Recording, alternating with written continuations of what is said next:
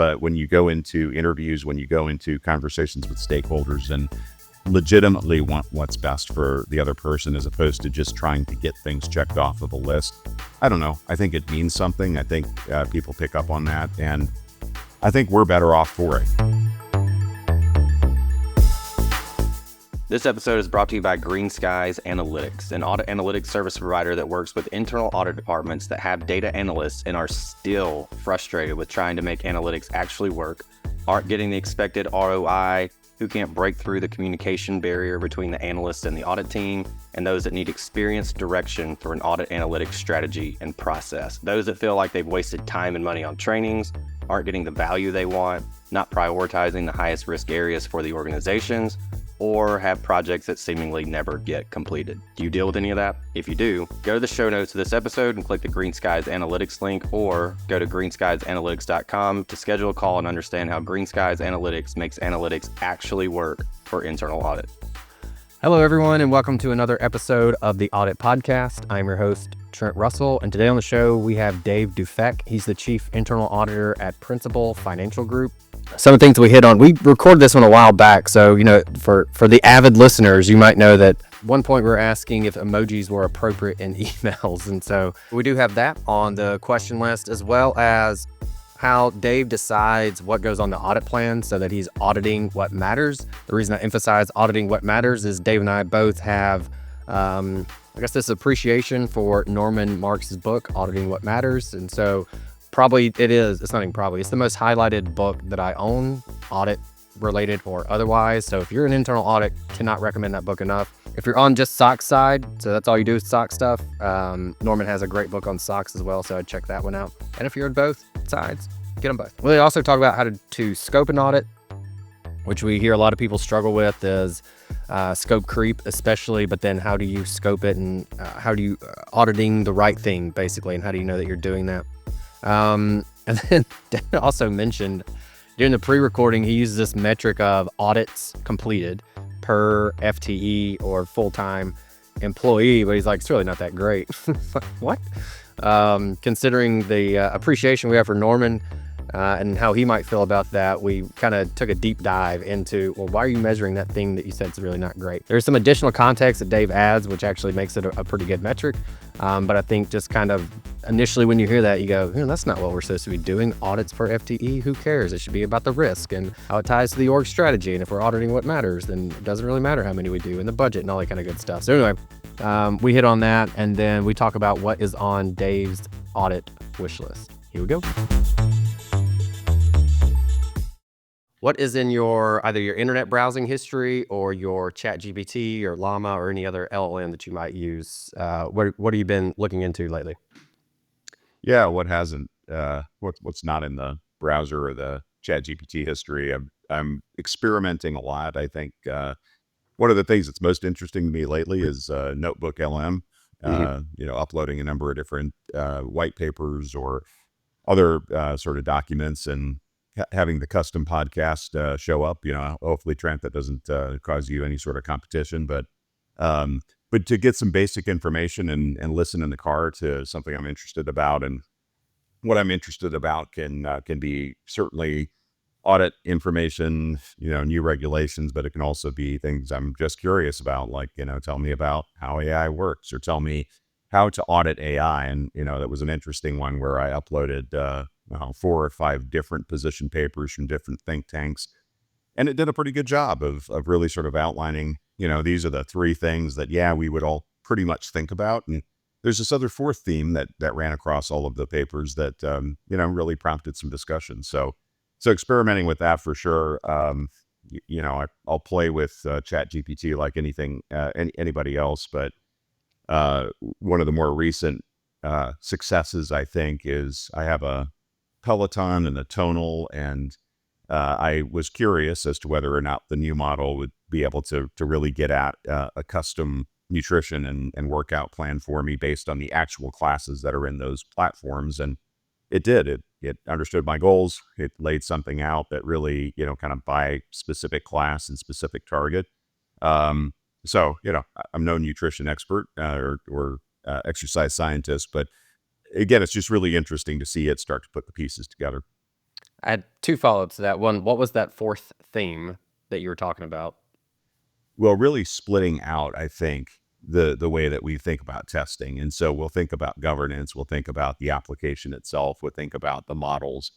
I think it was approaching how do you get at testing when we know that the model will spit out a slightly different result every time it asks the question, and that either is due to the randomness that's in the information, the sort of training data, or the model design itself, or just the day. As models get tweaked, new information comes online, you are going to get some different information. So what is that drift, I think, over time?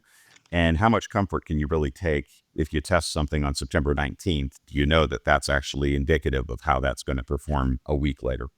Yeah, and that's one of those where it's a feature, not a bug type of lines come from. So if they didn't create it to where it would give you basically a different answer every time, then it would just be not only obviously would you get the same thing, but then it's not really doing the predictive thing as well. It's just like spitting out and being more rule based.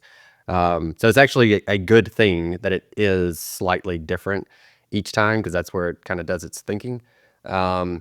And then on the Notebook LM, so just real quick for those that don't know that, it is what Dave was talking about and why it's potentially problematic for the Audit podcast. You can take pretty much anything. Let's just take a blog article or like a really long white paper, something like that. And you go, hey, I don't have time to read this, but I've got a 30-minute commute. You can upload it into Notebook LM and it turns it into a podcast, except it is really, really good. And it's conversational. There's a host. Or two hosts. I guess you can kind of pick and play with it as you like. But there's what blew me away was the act of listening between the host and to hear them go, yeah, that's interesting. Can you tell me more about XYZ? And I was like, holy that is nuts. So we've done some things. We're gonna likely publish an episode that's just that as like a teaser, just so people can use it and be familiar with it and know that it is an option. But yeah, we don't have we're not looking to do that consistently. And what I've kind of thought was funny is with podcasts historically, and we got this request a little bit, was, hey, can you take the audio and turn it into text? Because I don't have time to listen to the audio. I'd much rather scan the text. And we're like, yeah, sure. That's not a huge problem. And now it's, hey, can you take this text and turn it into audio? Because I don't have time to read the text. I'm like, what are we doing in this world? Well, All right. I think to your point though, the fact that it is interactive and it feels semi-human and there seems to be some personality in it is different than just sort of text to speech, and so it helps to process things. My wife thinks I'm a giant nerd because I'm running things in front of her. Look at what AI did, or look what I was able to do with Claude, and she'll roll her eyes 80% of the time, but yeah, when I played a couple of these podcasts for her, she was blown away. I mean, just That was it. wouldn't have been able to tell that was AI, except if you were really listening for that pretty closely.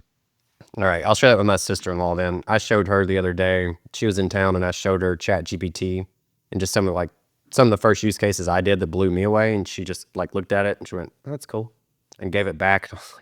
My jaw literally dropped the first time I did this. How are you not blown away by this? So maybe that'll be it for it.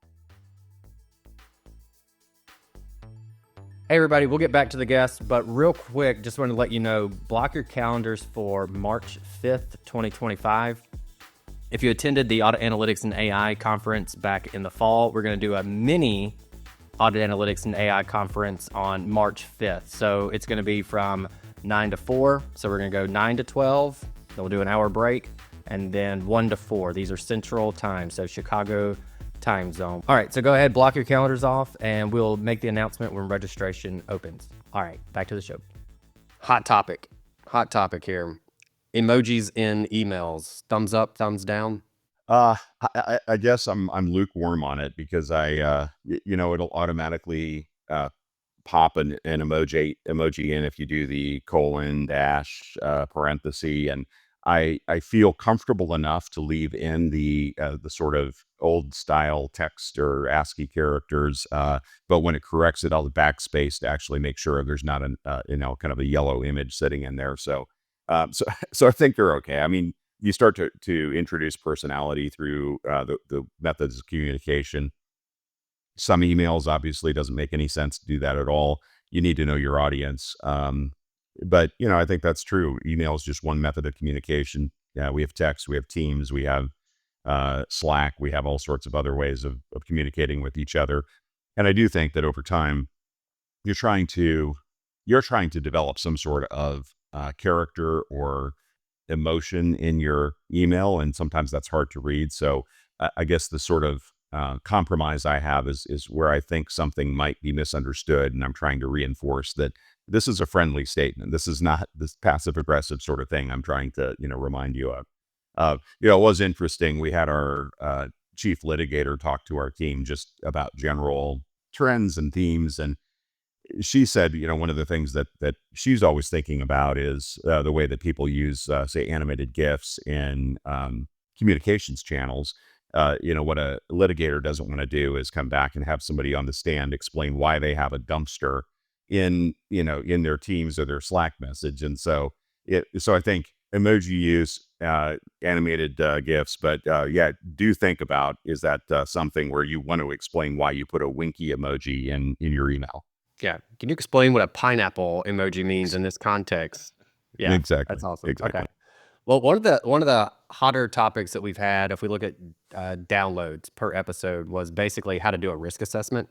I don't know, you and I share similar sentiments on how that should or could be done, largely influenced by Norman Marks as well. For those that don't know, he's been on the show multiple times. Huge fan, probably the go-to thought leader. It's what, when someone says, hey, I want to get into audit, or how can I be better at audit or whatever, I go, just go read all his stuff. Go subscribe to his blog. Fantastic resource. Anyway, with that said, how do you go about putting your audit plan together? Well, really, we're trying to make sure that we're connected to the business, its strategy. If you've had Norman on before, there's nothing new there, but ultimately, truly understanding strategic objectives of the business, that requires real relationships, real connections, real understanding of what the business is trying to accomplish. And we talk about questions like, what keeps you up at night? I hate that question. It's really more of a what's harder than it should be. What are the things that have to go well? And when the business wants to give you a list of the 50 things that have to go well, it's like, no, no, no, no. What are the 3-4 things that have to go well if you're going to meet that objective? Um, and I think that keeps us hopefully grounded in the sense of making sure that the things we're auditing matters to objectives and outcomes. If it doesn't do that, I mean, you can kind of get to a snooze fest. And so that's a big component of the plan, obviously, and assessing the overall risks that we put into the plan. And then, I think I have a good team that keeps me honest for what I'm going to call all the vanilla things that still could go wrong. You're never, if you have good conversations with strategy, you're never really going to have somebody say, you know what, our treasury system has to work well. And so you have to also be aware that that's not a natural topic of conversation, and you need to solve for that. And so, I think we've got a good balance of team members who will challenge each other, poke at things, poke at priorities, and really say, hey, we're paying for audits with audits. And so what sort of profile or character do we have to have covered in the next 12 months, and less coverage of auditable entities, but more coverage of the ideas and the things that are really important to the company. You mentioned I think the way you stated was what truly the strategic objectives are. And I think maybe the way you said that was, and hit on the word truly, is because strategic objectives, they may be out there, but that's not necessarily always the case. And even if it is, things change a lot. And so I know, like, when we talk about auditing its strategic objectives, one of the biggest kind of what ifs or issues people have is, how do we truly know what those are? If I boiled it down, it'd probably be just based on the relationship. But is it through your questioning techniques, or how do you figure out truly what the strategic objectives are? Like the ones that aren't in the PowerPoint from the 1 week offsite with the executives to just, figure out what they are. How do you figure that out? Yeah, I think I think it starts there, and having the right relationship with the strategy team. And again, we're fortunate to have that. But you talk to strategy, you talk to capital markets, you talk to the risk function, and you really try to get an understanding of, what is it we've promised? I mean, you can start with not just the glossy materials that come away from the offsite, but also the standard investment materials. Sometimes there are promises made in a section or an area like ESG that aren't explicitly part of strategy, but they're out there, and it's a public sort of statement. But then you start peeling it back, and you hit on it. It ultimately comes down to interviewing techniques and relationship. Does somebody trust you enough to be able to say, okay, yeah, the strategy that we've laid out in that deck is actually a 5-year journey. So what are you really going to be able to see in the next 6 months or 12 months? It's maybe a sliver of that. And so I really need to understand what's the staging here, what's the order, and what's the importance. And also to be able to push back on it. I mean, really listening to good interviewers, on whether they be podcasters, whether they be, old late night show hosts, where you're able to think on the fly and really say, okay, you said this. Now I'm not sure I understand. You're going to have to help walk me through that. That's where you start to really peel, I think, at the strategy.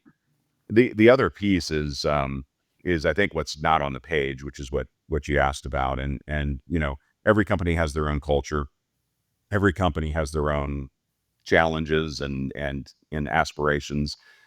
So being able to also just poke at those things, be aware of those things, keep notes about those sorts of things so that you can come back and say, okay, is this a strategic decision that we've made? We just haven't captured that somewhere. Or is this just inertia that's happened because we've done it that way for 20 years? Mm-hmm. That's a good point. I like that. I want to ask you this real quick and we'll move on, because I think there is a lot of power in asking a good question. And what keeps you up at night? I mean, it's kind of antiquated almost at this point. Like I feel like it's been asked so many times that people just kind of gloss over it in their brains if it's asked. Do you have a specific question or two? I know you mentioned two earlier, but do you have one? Like, if this is my like go-to question almost. Yeah, I mean, the two I mentioned earlier are really two of the more important ones, I think, for me. But uh, it's some version of how can we help, and that might get a wry smile from somebody, but ultimately, it may not come out in those words. It may ultimately be, look, what are the things that you need some help with or assurance on? How do you, how are you sure that this is actually occurring in your organization? And you have to ask it in such a way. I mean, the reason that the question, what keeps you up at night, doesn't work that well, in my opinion, is you don't want to work for a company where executives are focused on that. Like really, you don't. You want your executive leadership team, your CEO, your CFO, your COO to really be focused on, if you think of the old SWOT matrix, you want them focused on strengths, you want them focused on opportunities, you want them to be risk aware, but you don't want them to dwell there. And because they're not dwelling there, they're really going to pull up, if you do ask a question like that, they're going to pull up the thing that's top of mind because they just heard about a problem, as opposed to the things that they really think could go wrong. And so sometimes that also means that the interviewee has to be a layer down from the senior management. So you're really able to say, okay, hey, this thing that you've been given as a task, where do you see that going sideways? Okay. I like the way you put it. How are you sure, as opposed to assurance around? Because I feel like, we know assurance and naturally most people do, but, assurance is just another one of those like audit words that we could probably just keep in our back pocket and never use. But Right. how are you sure basically answers the same question or asks the same question. So I really like the way you phrased that. Okay. So now we have some semblance of an audit plan. How do you then go about scoping that? Because that's always a big area of concern with folks is, okay, we have this huge thing. How do we kind of carve this up and make sure we're spending our time on the area that matters the most?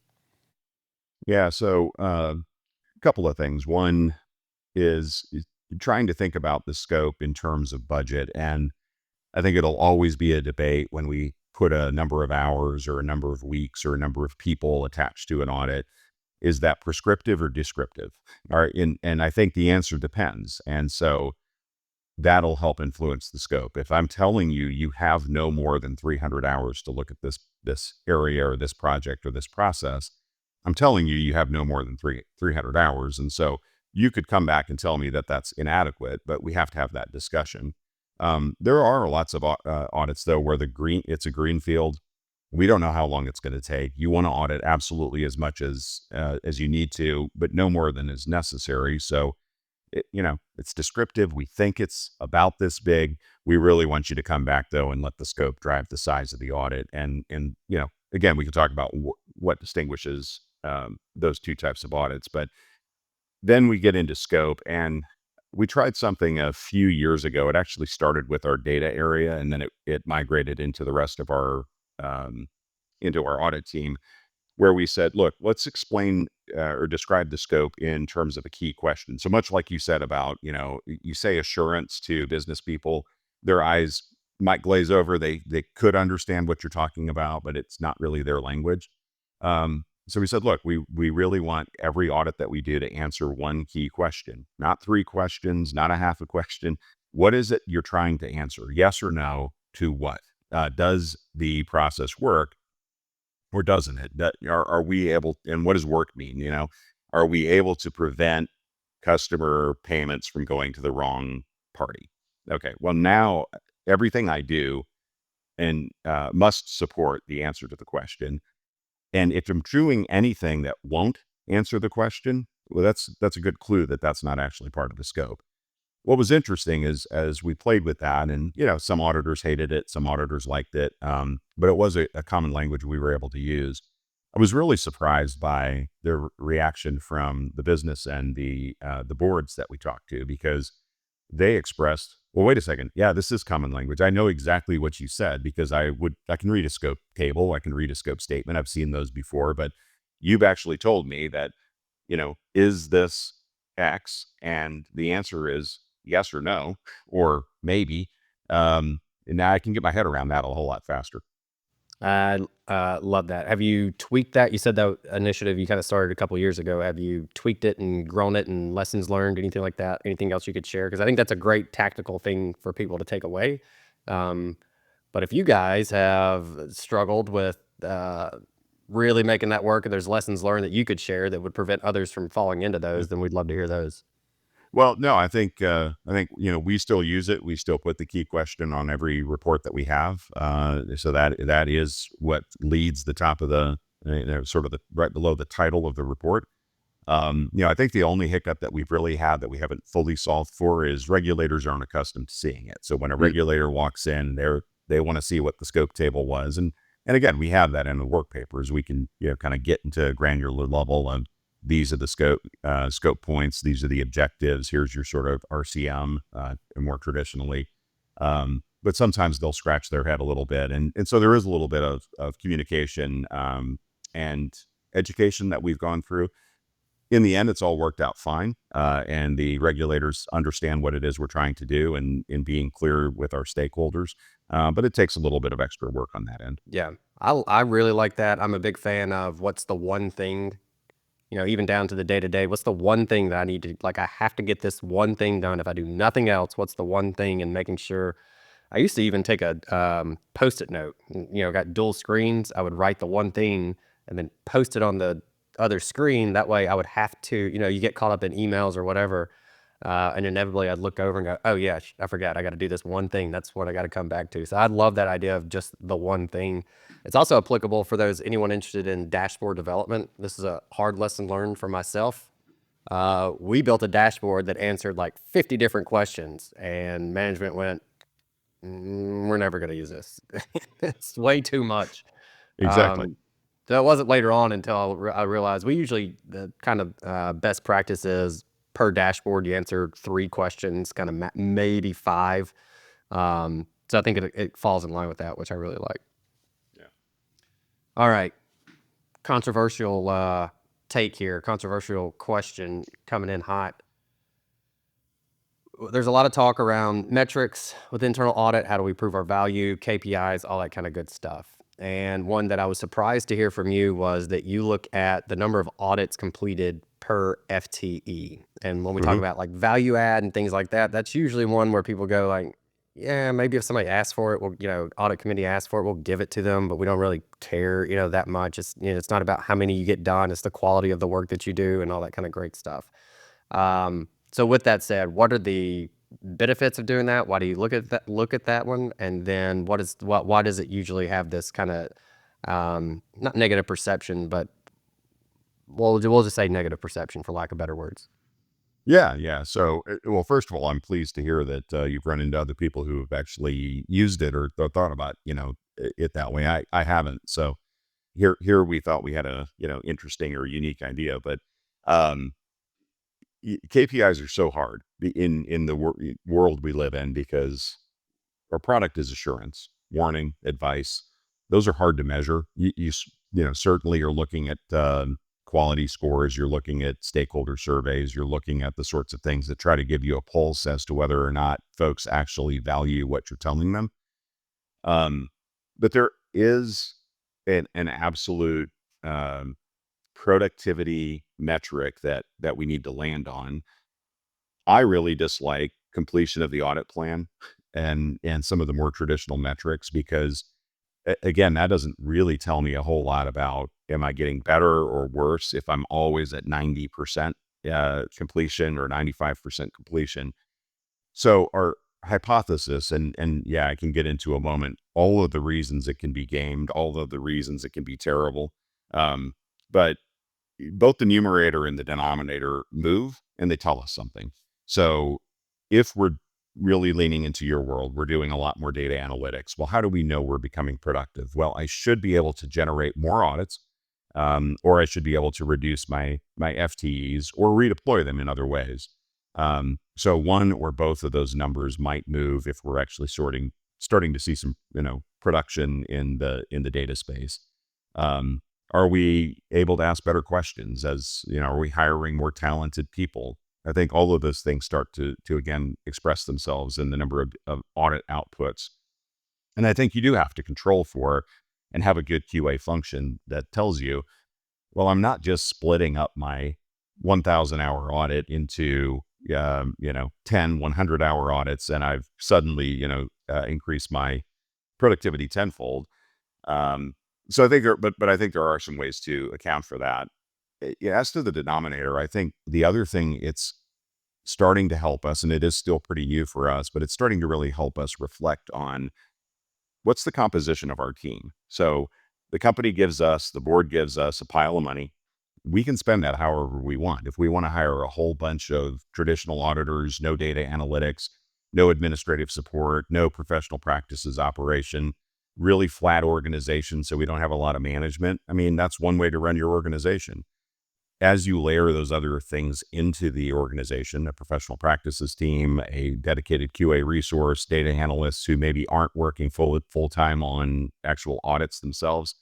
Okay, well, that's a price that we're paying. That's an investment that we're making that really burdens the denominator. So how do I see that then expressed in continuing to stay focused on what it is we're actually meant to deliver, which is more assurance over time, all things equal. I did read something a long time ago, beware the man of one study. And I think that's the same thing, beware the man of one metric. And so you do have to have compensating metrics for all the reasons you mentioned. Quality can decrease, people can game the system.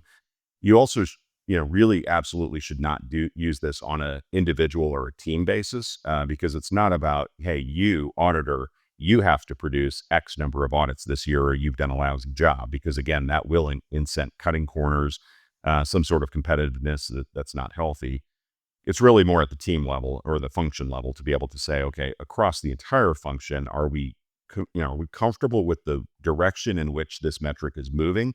And the answer might be, yeah. I mean, so ultimately, maybe it's flat because we're making deliberate investments in data analytics. And that team is taking some time to ramp up. And so I think it's okay, but it's really in the way you use it. Have you, in your time in measuring that and where you've seen movement in that metric, what decisions have you made as a result of that moving up or down or staying flat? Yeah. Yeah. Good question. It's a pretty new metric for us, at least in the way I described using it. So I'd say we have about a year under our belt, but we've been looking at it over kind of our audit periods, quarters essentially. And we had a hypothesis entering 2024. We took a core team, we really took them off production audits and said, look, your job for the next 2024 is to go automate as many audits as you can in a meaningful way. we don't really expect you to deliver anything to the numerator. So our hypothesis is we're taking no, again, it was like little under 10% of our staff and devoting them to this path. So our hypothesis is that that number is going to drop, and we're okay with that. We're making an investment. What we were able to do though is monitor the metric actually went the other direction. The metric did continue to climb northward. Some of that was just the fact that the team was entirely focused on okay, we understand the sort of cadence here, the metric, we're all rowing in the same direction. So it's helped us to keep that team completely isolated, I think, from production audits and continue to focus on their mission of delivering the automation results. Sort of start wrapping things up. What is on your internal audit wish list? You get whatever you want. What is it that you want? Well, if I can wave a magic wand, I think some of what I want is seamless integration into all of the company's data and AI initiatives. The data projects that we have, and again, this near dear to what you do, but we can only go so fast. We can only go at the pace of the company. When you're dealing in a company, and again, this isn't unique to us. This is, I think, any large, complicated company that's been around for a while. You've got lots of legacy systems, lots of disparate data. And so the company's understanding it and solving it and everything, but ultimately what you don't want to do is go out and build your own environment, build your own lake. And our temptation is to try to get out ahead of that. So man, if I could wave a magic wand, it'd be that, I think. The other piece that we're working on is really how do you test controls better through analytics and automation. So there are ways to do it. We are experimenting with that. But I want the easy button. I don't want to go figure it out, each and every time. And so I think we, like many, are continuing to do probably a lot of substantive testing, and that gives us a probability of controls working. But I think and fear that sometimes we and others might be representing that as the definitive, the control is operating effectively. So just figuring out the easy button there, I think, would be great. Got it. As the approach you guys are taking, like, hey, let's test 100%, and then, that infers the controls operating effectively, but it doesn't mean that it actually is. So then, do you guys, like, we often recommend, test 100% where you can, but then also at a minimum, understand the design, take a sample of one, walk through it, or a sample of one across the different iterations or the different ways the control can operate, depending on like control owner, people, process, technology, all that kind of good stuff. Is that one way you guys have approached that? Yeah, I mean, we certainly do those tests, and we do a lot of those in the data analytics space. And you're right, they infer the answer.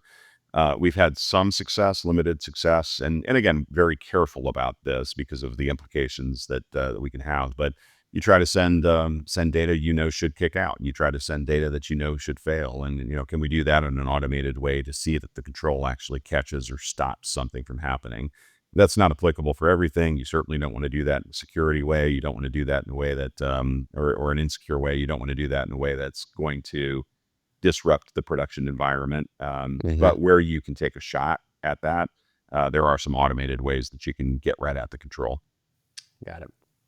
All right. I'll give the floor to you. The stage is yours. Is there anything that you want to leave the audience with?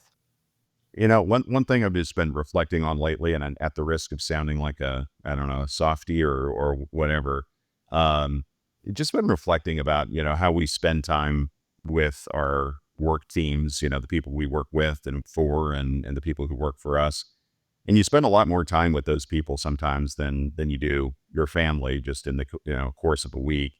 And, I just the need for us to love, if that's not too strong of a word, to love each other and really to want what's best for our team members. I think as internal auditors, that sounds weird. But when you go into interviews, when you go into conversations with stakeholders and legitimately want what's best for the other person, as opposed to just trying to get things checked off of a list, I don't know. I think it means something. I think people pick up on that, and I think we're better off for it. If you walk around with that attitude in your heart and on your mind, it gets you through the week and through your career in a way that a little more uplifting. Hey everyone, thank you very much for listening to this episode of the Audit Podcast. Whatever platform you're listening on right now, I'm sure there's a subscribe button somewhere, so please hit the subscribe button there. If you're listening through iTunes or Spotify, feel free to go give us that 5-star rating. It only took me about 16 seconds to give myself a 5-star review, and it really helps to get future guests to come on the show, so we'd really appreciate that. Lastly, be sure to check out the show notes and follow us on all our social media channels on Instagram, on LinkedIn, and on TikTok. Also, if interested, please sign up for our weekly newsletter from the Audit Podcast. Thank you all. Have a great one.